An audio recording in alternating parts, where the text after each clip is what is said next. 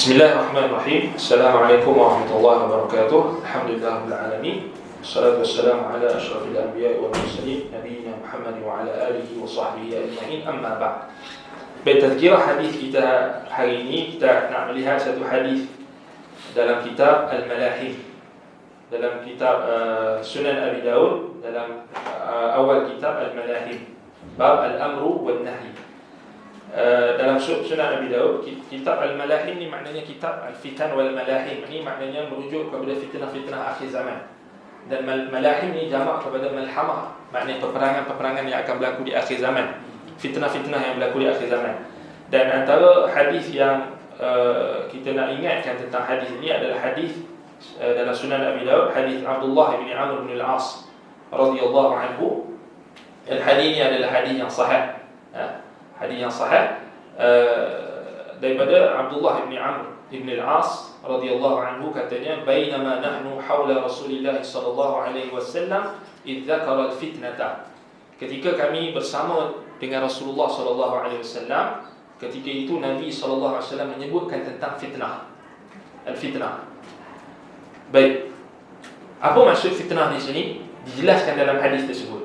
Faqala, Nabi sallallahu alaihi wasallam bersabda, idza ra'aytumun nasa qad marijat 'uhuduhum wa khaffat amanatuhum wa kanu hakadha wa shabbaka baina asabi'ihi, qala faqumtu ilayhi faqultu kayfa af'alu 'inda dhalika ja'alani Allah fidaka, qala ilzam baytaka wamlik 'alayka lisanak wa khudh bima ta'rif wa da' ma tunkir wa 'alayka bi amri khassati nafsika wa da' anka amra al-'ammah. Maksudnya, Abdullah bin Amr bin Al-As radhiyallahu anhuma, sahabat Nabi yang mulia ini, beliau berkata, kami para sahabat bersama dengan Rasulullah SAW. Satu hari Nabi sebut tentang fitnah. Kemudian Nabi SAW sebut, jika kamu melihat manusia, idza ra'aitumun nas qad marijat 'uhuduhum. Apa maksud qad marijat 'uhuduhum? Maknanya telah bercampur baur perjanjian mereka. Marijat 'uhuduhum ni maknanya perjanjian-perjanjian mereka. Maknanya kontrak-kontrak mereka, perjanjian-perjanjian sesama mereka itu telah bercampur baur. Marijat 'uhuduhum. Wa khaffat amanatuhum. Maknanya bercampur tadi itu, bercampur baur tu maknanya tak tahu dah mana yang betul, mana yang benar, mana yang salah, mana yang apa yang melaksanakan amanah, mana yang khianat, bercampur baur. Sebab tu Nabi kata wa khaffat amanatahum, dan kamu melihat amanah-amanah yang diamanahkan kepada kamu itu semakin ringan. Khaffat amanatuhum maknanya orang makin meringan-ringankan amanah. Maknanya apa? Orang dah tak amanah. Dalam riwayat lain disebutkan apa? Amanah ni akan diangkat, sehingga nak cari orang yang amanah pun dah susah sekarang. Yang kita sebut sekarang ni integriti, kerajaan sebut integriti dan sebagainya. Dah makin tak makin susah. Nak cari orang yang amanah maknanya makin sedikit, sebab amanah itu sudah diringan-ringankan. Khaffat amanatuhum wa kanu hakada, dan manusia dalam keadaan seperti ini. Wa shabbaka baina asabi'ihi, Nabi SAW menggenggamkan antara jari jemarinya. Maknanya sudah bercampur baur antara hak dan batil. Maknanya kata para ulama, wa kanu hakada wa shabbaka baina asabi'ihi, Nabi kata maknanya manusia itu sudah bercampur baur urusan mereka dan sudah bercampur baur antara hak dan batil, sehingga susah untuk dipisahkan atau dibezakan antara hak dan batil, kerana tidak ada furqan, tidak ada pemisah. Kerana orang yang pertama tadi, Nabi SAW kata, bila bercampur baur, perjanjian-perjanjian itu bercampur baur, dah bertindih-tindih, kemudian amanah tu makin diringankan, orang makin ramai yang tak amanah, dan keadaan menjadi bercampur baur antara hak dan batil. Maka kata Abdullah bin Amr bin Al-As, faqumtu ilaihi, maka aku pun bangkit daripada Nabi sallallahu alaihi wasallam. Faqultu, aku berkata, kaifa af'alu 'inda dhalika, bagaimana, apa yang aku perlu buat, bagaimana yang aku perlu lakukan ketika hal tersebut berlaku, wahai Rasulullah. ja'alanillah fidaka, moga Allah menjadikan aku sebagai tebusan. Maknanya menunjukkan pengagungan sahabat kepada Nabi sallallahu alaihi wasallam. Apa kata Nabi? Ilzam baitaka, lazimilah rumahmu. Ilzam baitaka wamlik alaika lisanak, jagalah lisanmu. Wamlik alaika lisanak. Ilzam baitaka maknanya lazimilah rumahmu. Ini kata para ulama ni merujuk kepada hadis fitnah ahlas, ataupun Nabi SAW pernah sebut kepada para sahabat bila berlakunya fitnah, maknanya Nabi perintahkan sahabat, kunu ahlas fi buyutikum, jadilah kamu seperti selimut-selimut di rumah kamu. Maknanya lazimi rumah kamu. Lazimi rumah kamu. Itu maksud dia. Yang kedua, wamlik alaika lisan, maknanya jagalah lisanmu. Jangan berkata melainkan benda yang baik, benda yang benar. Jaga lisan kamu. Wa khudh bima ta'rif, dan berpeganglah dengan apa yang kamu tahu. Apa yang kamu tahu benda itu betul.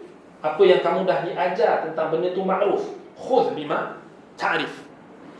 Wa da' ma tunkir, dan tinggalkan perkara yang kamu ingkari. Tinggalkan perkara yang mungkar yang kamu ingkari, kerana masyarakat ketika itu, manusia ketika itu sudah tak tahu apa yang benar, apa yang salah, apa yang halal, apa yang haram, apa yang sunnah, apa yang bid'ah, apa yang tauhid dan apa yang syirik. Kalau kamu nak ingkar, mungkin akan memudaratkan diri kamu, mungkin akan memudaratkan keluarga kamu, mungkin akan memudaratkan diri kamu, dan kamu akan terfitnah juga. Maka kata Nabi sallallahu alaihi wasallam kepada Abdullah bin Amr bin Al-As, wa khudh bima ta'rif wa da' ma tunkir.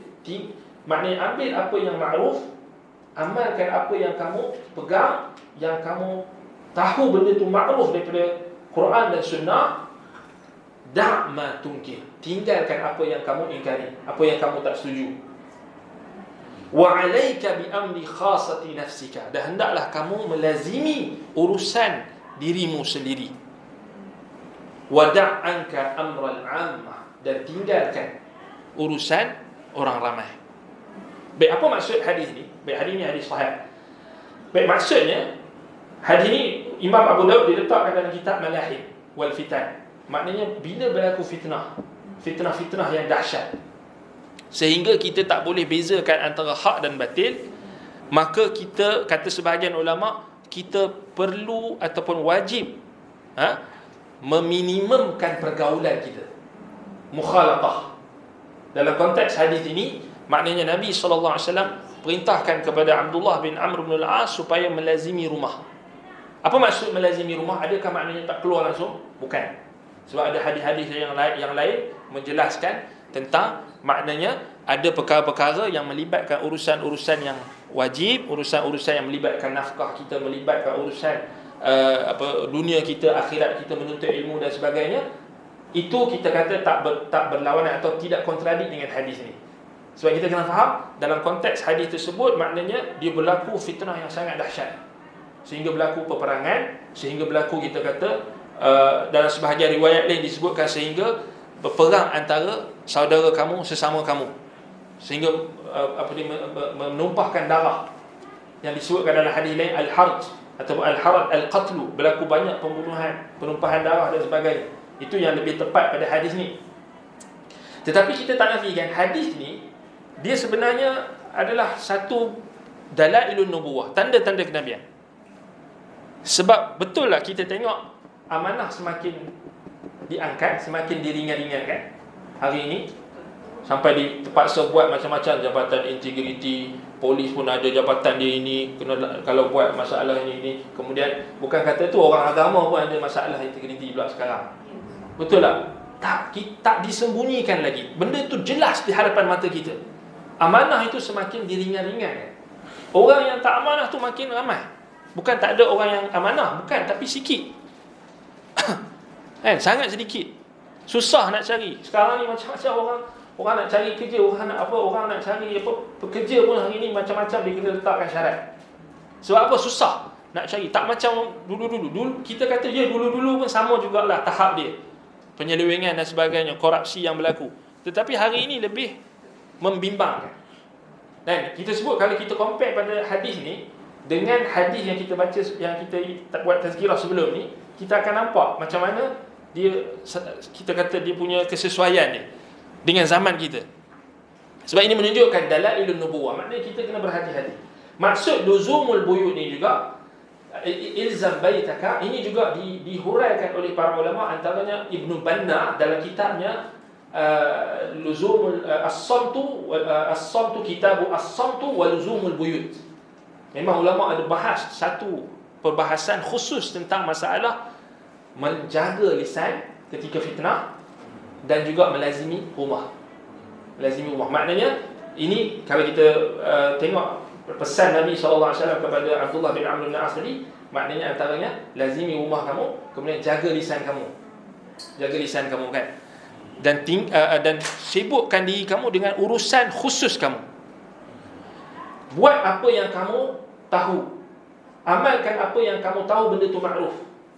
Jangan, maknanya Nabi SAW isyaratkan kepada Abdullah bin Amr bin As, ketika masyarakat ataupun manusia itu sudah mengikut hawa nafsu mereka, mereka buat apa yang mungkar menjadi makruf, mereka terbalikkan benda yang baik jadi salah, benda yang salah jadi baik, maka jangan kamu pedulikan. Buat apa yang kamu yakin benda itu makruf, yang kamu dah belajar, dan tinggalkan apa yang kamu ingkari.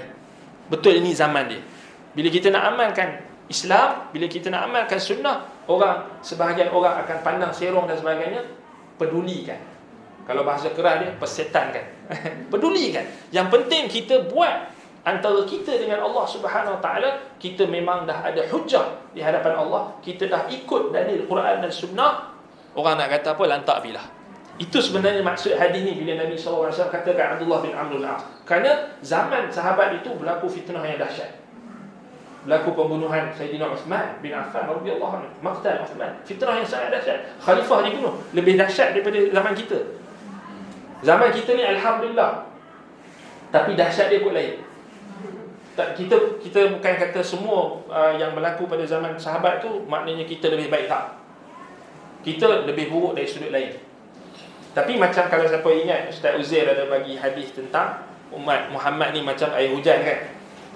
Kita tak tahu kebaikan yang mana. Kita tak boleh nafikan juga benda tersebut. Dan hadis ini menjelaskan kepada kita pentingnya, maknanya kita memastikan rumah kita itu berada di bawah ketaatan kepada Allah SWT. Sebab kalau rumah kita itu kita tak jaga, macam mana kita nak lazimi rumah? Maknanya rumah tu, sebab itu sebahagian ulama kata lagi, rumah tu maknanya kita kena pastikan, maknanya kita berada di rumah itu kita lebih selesa berbanding dengan kita duduk di tempat lain. Betul tak? Maknanya rumah penting. Sebab itu sebahagian ulama mereka istinbat daripada hadis ni, lazimi rumah kan. Benda ni dah berlaku tak pada kita dulu? Waktu COVID-19 COVID-19 Allah Ta'ala uji kita semua, terpaksa duduk di rumah. Tengok, sunnah melazimi rumah tu maknanya berlaku pada tahun tersebut. Berapa tahun? 3 tahun. 3 tahun kita duduk rumah. Maknanya 3 tahun kita amalkan sunnah. Betul tak? Luzumul buyut. Sebahagian ulama karang kitab Luzumul buyut. Sebab tu dia orang bahaskan, kat rumah tu mesti kalau boleh kan, kalau boleh setiap rumah orang Islam tu dia perlu adakan satu masjid atau surau yang khusus untuk dia solat. Bahkan sebahagian sahabat Nabi, antaranya Al-Bara' ibn Azib radhiyallahu anhu, seperti mana dalam Sahih Al-Bukhari, beliau salat di rumah dia, maknanya dibuat masjid di rumah dia. Imam Al-Bukhari letakkan dalam bab al-masajidu fil buyut. Maknanya sahabat Nabi salaf dulu mereka buat masjid di rumah mereka. Dia ada 2, masjid dekat rumah mereka, yang tu dengan jemaah mereka, dan masjid di rumah mereka. Masjid di rumah ni mereka akan solat sunat. Mereka akan banyak solat sunat. Kerana solat jemaah bagi lelaki di masjid, di rumah itu mereka jadikan. Maknanya itu menunjukkan, hadis ini menunjukkan maknanya di akhir zaman ini, ketika kita melihat sesuatu yang mungkin kita tak boleh nak bezakan antara hak dan batin, maka kita jaga lisan, kita lazimi rumah, dan kita memfokuskan pada urusan peribadi kita itu lebih. Urusan peribadi. Dan tinggalkan perkara-perkara yang bersifat, maknanya yang tidak ada kaitan dengan kita. Bukan bermakna kita tak ambil tahu tentang keadaan ataupun apa yang berlaku dalam kalangan umat Islam. Bukan. Itu kita kena ambil tahu. Tetapi kalau berlaku Mana yang Nabi SAW beritahu tadi, bercampur bau antara hak dan batil, itulah perintah dia. Kita tinggalkan. Macam sekarang kan duk bergaduh tentang apa yang berlaku di Palestin dan sebagainya. Tak tahu dah mana satu pihak yang betul. Kita pun nak bagi dana pun kita dah takut-takut sekarang ni. Orang kata ni menyelui, orang kata ni. Kemudian kita pun apa, nak ulas banyak pun tak berani. Sebab kita pun tak tahu benda yang betul, mana yang betul, mana salah. Bercampur bau dah. Maka lebih baik kita tinggalkan. Apatah lagi bila benda-benda tu dia ada perkara-perkara yang melibatkan ketaksuban, fanatik kepada sesuatu pihak, kumpulan dan sebagainya yang berlawanan dengan sunnah dan sebagainya, itu lebih aula, lebih utama untuk kita tinggalkan. Dan kita hanya fokus kepada urusan kita dan juga apa yang ada di sekeliling kita. Maknanya dalam konteks tadi bukan bermakna kita tak ambil tahu tentang saudara kita. Bukan maknanya kita buat urusan kita saja sampai tak bermasyarakat, duduk dekat rumah tu tak bermasyarakat dengan orang, tak ambil tahu tentang apa yang berlaku di sekeliling. Bukan maksudnya itu. Tapi maksudnya lazimi rumah itu dengan banyak, kan, macam orang lelaki kan sebelum ni ada dikongsikan tentang macam mana salaf dahulu mereka tak lepak malam. Di kedai-kedai mana ada istilah lepak malam dengan, dulu memang ada lepak-lepak malam ni memang ada, tapi salaf dulu mereka takkan keluar daripada rumah pada waktu malam. Mereka akan lazimi rumah. Sebab sampai sebahagian salaf kan, ada dalam sebahagian asar disebutkan bila mereka kata, mana kamu pergi? Kami tak nampak kamu. Kawan dia tanya kan. Kemudian dia jawab dengan apa? Dia kata, ahli keluarga aku juga ada hak yang perlu aku tunaikan. Maknanya mereka memperuntukkan waktu malam mereka itu di rumah mereka melazimi rumah. So dalam, kalau kita baca dalam sirah salaf, tak ada istilah lepak malam-malam. Orang lelaki dia pergi lepak kedai mamak ke sampai dia tak ada waktu bersama dengan keluarga dia. Itu juga kita kena faham maksud dari sudut positifnya luzumul buyut tu. Luzumul buyut juga maksudnya di situ adalah kita memastikan rumah kita itu mengikuti syariat. Kita mungkin tak boleh nak ubah negara, betul tak? Nak ubah negeri tak boleh. Nak ubah daerah tak boleh. Nak ubah tempat tak boleh.